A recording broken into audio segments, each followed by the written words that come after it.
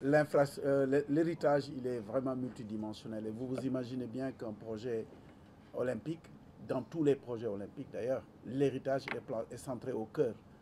Et dans tout le processus d'ailleurs, depuis la phase de candidature, le projet de Dakar a été bâti autour de qu'est-ce que l'organisation des Jeux à Dakar peut laisser en termes d'héritage multiforme. Si on va au niveau des sports, vous savez, c'est 25 sports de compétition et 10 sports d'engagement. Un grand nombre de ces sports n'étaient pas pratiqués, ne sont pas pratiqués dans ce pays. Aujourd'hui, grâce à l'arrivée des Jeux, on a de plus en plus un développement de ces sports. Et ça, c'est vraiment quelque chose, parce qu'on ne va pas être sous la tyrannie de 2, 3, 4, 5, une dizaine de sports. Donc aujourd'hui, on peut dire que sur le plan de l'héritage, l'accroissement de la gamme des sports possibles est déjà une réalité et le sera davantage. Et d'autant plus que l'ensemble des infrastructures, vous avez vu hier pendant la présentation, notamment au CTO, au complexe Tour de l'œuf, beaucoup d'infrastructures de sport pour des sports tout à fait nouveaux qui interpellent la jeunesse, mais qui n'ont pas de lieu de pratique. Une chose est d'amener ces sports, une autre chose est de trouver des infrastructures pour les pratiquer.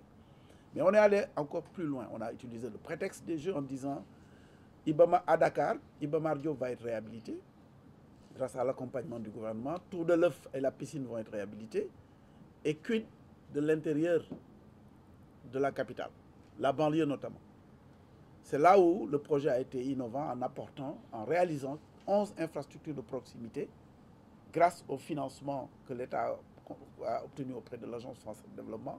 Ne pas se contenter simplement des lieux où les compétitions se passeront, mais donner l'opportunité à des collectivités, à quelques communes, dans Dakar, à Diamniadio et à Saly, de bénéficier d'infrastructures de proximité qui seront de grands legs.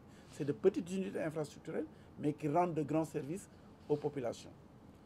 Un autre aspect important de l'héritage, c'est aujourd'hui aussi le relèvement du paysage urbain.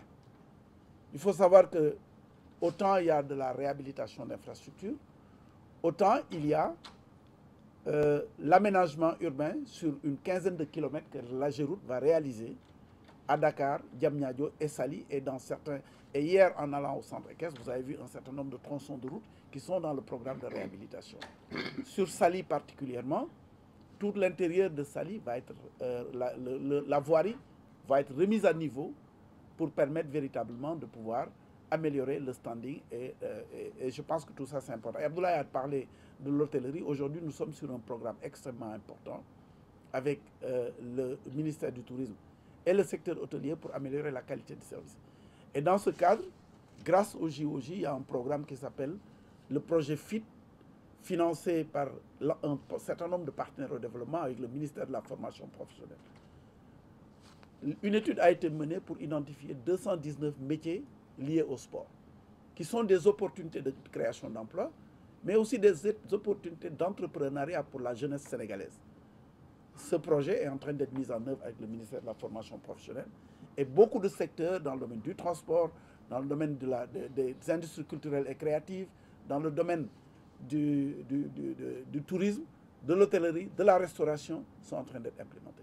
Donc souvent, quand on interpelle le comité d'organisation, on se limite en regardant les Jeux sous la lunette ou sous la lucarne du COJOJ.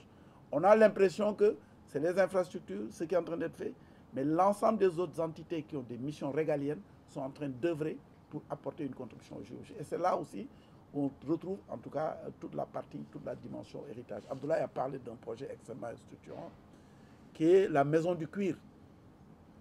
Je pense que nous tous, on connaît la valeur de la filière cuirs et peaux dans ce pays. Mais si nous n'avons pas une chaîne de valeur structurée, parce qu'à l'aval de la chaîne, la production ou les conditions de production et de mise en marché ne sont pas améliorées, bien évidemment, ça pose un problème. Et justement, en réhabilitant Iba Mar Diop, on s'est posé la question de savoir comment mettre à l'échelle cette filière importante de production au cœur de Dakar, qui est la filière de la cordonnerie. Et c'est un peu ça aussi la dimension héritage. Mais comme dit Abdoulaye, on peut en parler. L'héritage, il est multiforme. L'héritage, il est également dans les valeurs. Hier, Fanta Diallo vous a parlé de tout ce que nous sommes en train de faire avec le ministère de l'Éducation nationale.